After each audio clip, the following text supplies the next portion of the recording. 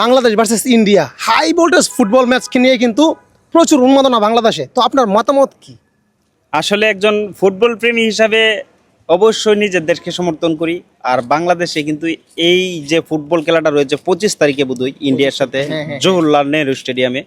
তো এই ম্যাচের জন্য আমি মুখরিত হয়ে রয়েছি। আসলে মূলত বাংলাদেশের 18 কোটি মানুষ, 20 কোটি মানুষই কিন্তু এই ম্যাচটা দেখার জন্য অপেক্ষা করছে। বিশেষ করে বাংলাদেশ দলে কিন্তু নতুন করে কিছু প্লেয়ার যোগ করেছে।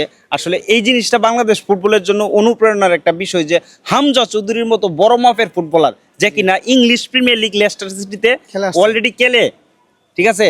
তো এই ধরনের প্লেয়ার পাওয়া বাংলাদেশ ফুটবল টিমের জন্য আসলে একটা ভাগ্যের ব্যাপার। এমনকি বাংলাদেশ টিমটা এখন যেভাবে গড়েছে, বাংলাদেশ টিমটা যেভাবে তৈরি করেছে, আসলে আমি আশা করতেই পারি যে 25 তারিখে ইন্ডিয়ার বিপক্ষে জওহরলাল নেহরু স্টেডিয়ামে আমরা জয়লাভ করতে পারি।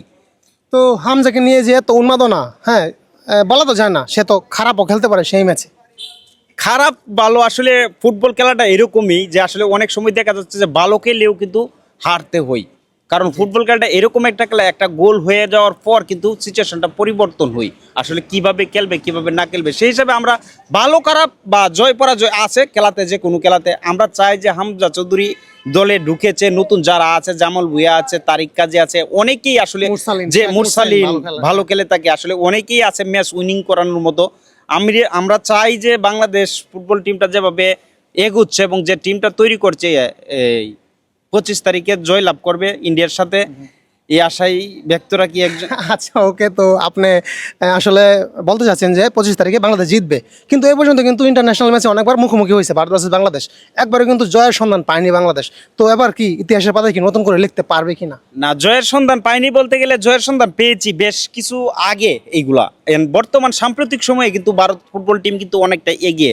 তারা ফিফা আইসিসি র্যাঙ্কিংয়ে কিন্তু 135 নম্বরের ভিতরে রয়েছে, আর বাংলাদেশ অলরেডি 185 নম্বর। তো তফাৎটা দেখতেই পাচ্ছেন যে আসলে 50 ধাপ পিছিয়ে বাংলাদেশ। সেই হিসাবে এখন যে টিমটা তৈরি করছে বাংলাদেশ, আর ইন্ডিয়ার জন্য এটাই হচ্ছে, ইন্ডিয়া বাংলাদেশকে কিন্তু সবসময় বড় প্রতিপক্ষ হিসাবেই দেখে। এটার প্রমাণ কিন্তু ওই ম্যাচেও আপনি দেখবেন 25 তারিখে আসলে সুনীল ছেত্রী কিন্তু অপশন নিয়ে ফেলেছিল। অপশন ভেঙে আবার চলে আসা, বাংলাদেশের বিরুদ্ধে আবার কামব্যাক করা, এই জিনিসটা যদি আপনি লক্ষ্য করেন তাহলে বুঝতে পারবেন যে আসলে ইন্ডিয়া বাংলাদেশে কিরকম ভাবে যে প্রতিপক্ষটা, বাংলাদেশ যে কতটা শক্ত তাদের কাছে, এই জিনিসটা দেখলে আপনি বুঝতে পারবেন। কিন্তু ভারতীয়রা তো সবসময় দাবি করে যে বাংলাদেশকে তারা কঠিন প্রতিপক্ষ মনে করে না। হ্যাঁ, তো আমার কথা হচ্ছে যদি তারা বাংলাদেশকে কঠিন প্রতিপক্ষ মনে নাই করে, তাহলে এই 40 বছর বয়সী সুনীল ছেত্রীকে তারা আবার কেন অবসরে চলে গেছিল, সে আবার কেন কামব্যাক করাইছে? আরে ভাই, মুখে যাই বলুক, আসলে তাদের অন্তরে কিন্তু আসলে বাংলাদেশের কে নিয়ে প্রচুর বই তাদের। আসলে 25 তারিখে আমি জানি না কি হয়, ফুটবলের সমীকরণটা আসলে কিরকম, তবে আমার মনে হয় যে 25 তারিখ যে টিমটা তৈরি করছে বাংলাদেশ আসলে ইন্ডিয়াকে কাঁপিয়ে দিবে এবং জওহরলাল নেহরু স্টেডিয়াম থেকে বাংলাদেশ জয় নিয়ে দেশে ফিরবে।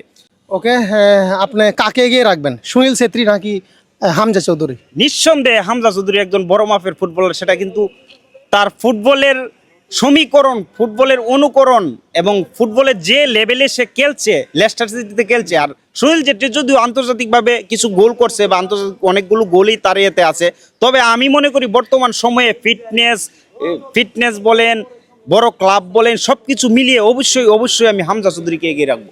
আচ্ছা ওকে, তো বাংলাদেশে কিন্তু বেস্ট কজন প্রবাসী ফুটবলার আছে, বিশেষ করে হামজা চৌধুরী তো আছেই, তারপরে শেখ মুরসালিন না, তারিক কাজী কিন্তু না বললেই নয়, জামাল ভুঁইয়ারা আসলে ওই মিডফিল্ডার হিসেবে জামাল ভুঁইয়া একজন পারফেক্ট প্লেয়ার। সেটা সাম্প্রতিক অনেক দিন যাবতই কিন্তু বাংলাদেশ ফুটবল টিমকে সার্ভিস দিয়ে আসছে।